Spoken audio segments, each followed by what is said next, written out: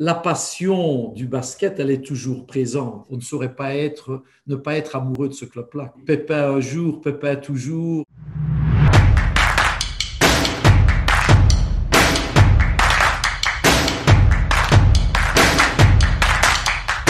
Mais les exigences, d'abord, c'est l'approche que normalement on doit avoir dans une philosophie de vie, la rigueur, le respect, le travail, la notion de collectif.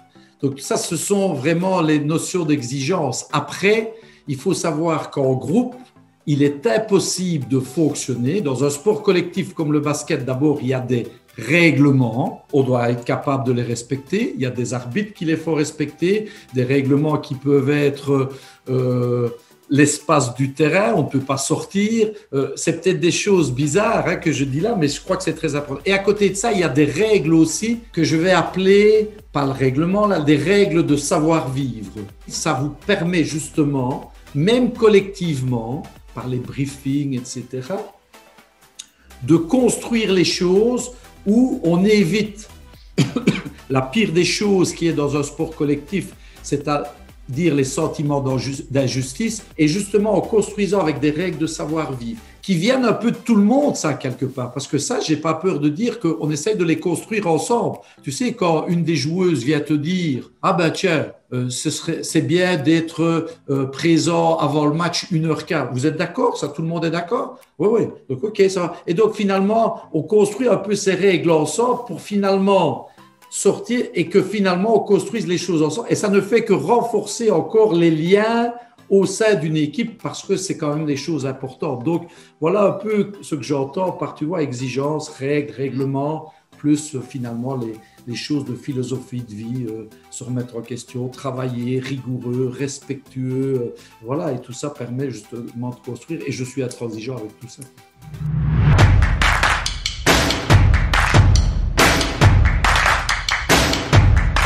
Mais bon, c'est un bilan, je ne vais pas dire mitigé, compliqué. Quand je dis à faire, pourquoi? Parce qu'on a une première année où, quand je suis arrivé, je me suis dit, oulala, j'avais mis la barre, justement, on parlait d'exigence, la barre là, très haut, et les filles, elles étaient là avec une grande, grande volonté de bien faire. Donc, on ne se retrouvait pas. Donc, aussi bien moi, j'étais pas... donc, j'avais mis la barre trop haute. Et elles essayaient, mais elles n'y arrivaient pas. Donc, à un moment donné, on ne se retrouvait pas, on ne se rencontrait pas. Et puis, à un moment donné, je crois qu'eux, en travaillant, on a progressé. Les filles ont progressé. On a senti ça à un moment donné au niveau de l'entraînement. Au niveau, il y a eu, nous, notre situation qui a fait que, voilà, on s'est retrouvés. Et là, on a commencé à grandir. Malheureusement, la saison a été terminée... je crois, 1 ou 2 matchs avant la fin où on allait pouvoir jouer justement les 4 dans les fameux play-down. Et je suis certain de ce que je dis là, alors c'est peut-être facile à dire après, on allait terminer premier en sachant qu'on était déjà pratiquement sauvés, mais on allait terminer premier des 4, certains, de la manière dont on jouait à ce moment-là. Dans la foulée de ça, on savait que c'était l'arrêt d'une joueuse qui vaut la peine plus que d'être connue, c'était Nina Krelot. Et on a reconstruit, malheureusement, où on a joué que 2 matchs. Et la deuxième année, la saison a été décidée blanche, ce que je respecte. Et j'aurais pris la même décision que les dirigeants Pépin.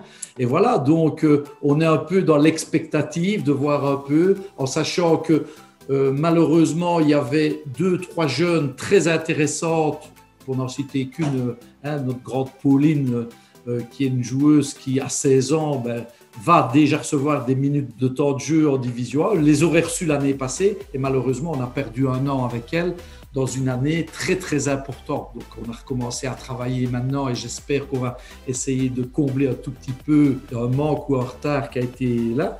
Mais donc, il y a 2-3 jeunes qui peuvent rentrer en ligne de compte parce qu'il y a des choses qui sont très bien faites au niveau des jeunes. Inévitablement, ce qui fait défaut peut-être, c'est une ou l'autre joueuse belge de top niveau, mais on ne sait pas au jour d'aujourd'hui se les payer. Donc voilà. Et donc, ça se résume alors oui, à trois ou quatre étrangères. Et là, c'est sûr que nous, dans notre situation, le recrutement avec nos petits moyens là est très, très important à ce niveau-là pour essayer de passer un petit cap cette année-ci et de se mettre très vite à l'abri par rapport à encore une descente éventuellement ou quoi, pour continuer tout simplement à évoluer et à grandir.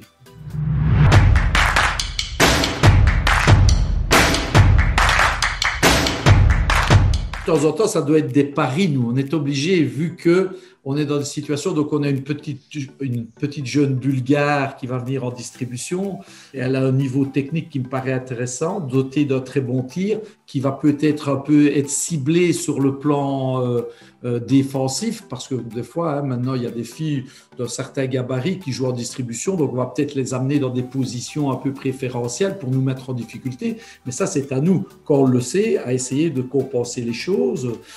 Sur l'aile, c'est sûr qu'on va garder avec Alex Milanovic, qui, je reste persuadé, est capable de faire beaucoup mieux que ce qu'elle n'a montré la première année. Il y a quand même, avec nos sœurs Lehmann, surtout en fait saison, il y a 2 ans, je pense à Claire notamment, mais même Tania, avait vraiment compris son rôle et à tout moment, elle peut déverrouiller une défense par son shot à distance, des fois des shots un peu foufou, mais c'est sa manière de jouer et il faut accepter cela. Là, dans les priorités, on a besoin là d'une fille, et ça ne saurait être qu'une étrangère, qui va nous apporter 15 points avec quelques rebonds, parce qu'on a besoin vraiment de points. J'oublie de citer le retour de Valentine Gauthier. Ce qu'elle m'a montré à l'entraînement, c'est quelqu'un qui va apporter énormément de dash. C'est une fille très, très active, qui beaucoup d'agressivité. Donc, j'espère qu'elle va pouvoir nous apporter de la vivacité. Voilà. Et puis, en dessous, j'ai parlé de la jeune Pauline. Il y aura, dans un rôle 3-4, Élise Van Nobel, je vais y arriver, qui, même le début de saison passé ici, elle avait trouvé certaines situations. Donc, je pense qu'elle doit encore continuer à évoluer. Elle peut apporter des choses, justement, dans la générosité qu'elle met dans son basket. Et puis alors, on aura notre Suissesse avec une formation française, même si elle a terminé son cursus aux États-Unis, là, qui aurait dû venir la saison passée, mais malheureusement s'est blessée avant d'arriver chez nous. Et puis, il faudra nous trouver, malgré tout, et là aussi, c'est le rôle de Bernard Schombrot et il fait ça très très bien, donc de voir un peu justement au niveau vraiment de notre 5 à notre centre. Là, on est encore à la recherche pour le moment, même s'il y a plus que des touches qui ont été envisagées. Donc, voilà.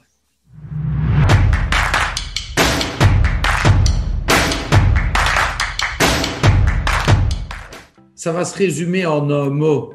Ça a été pendant, tu l'as dit tout à l'heure, je ne vais pas citer le chiffre, pendant pas mal d'années, mais on ne vit pas de nostalgie, justement, je préfère garder tout ça, tous ces souvenirs, toutes ces belles choses en tête. Ça a occupé toute ma vie, peut-être même certaines fois au détriment un tout petit peu de ma vie familiale, avec mes filles, etc. Donc même si j'ai essayé d'être présent, mais certaines fois, parce que ça occupait vraiment toute ma vie avec beaucoup de déplacements, Coupe d'Europe, etc.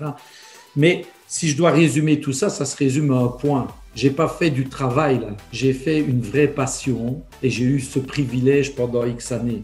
Et donc, la passion du basket, elle est toujours présente. Elle est toujours plus qu'intacte. Même si j'ai la chance de faire un autre job maintenant qui me prend pas mal de temps, mais que j'affectionne et que j'adore. À côté de ça, la passion, elle est restée presque intacte. Et donc, le fait de continuer encore un petit peu comme ça, certains vont peut-être, je sais pas, faire du jogging comme passion, d'autres vont jouer à la belote, je dis n'importe quoi. Moi, ça reste le basket et qui occupe encore une petite partie de ma vie, quoi.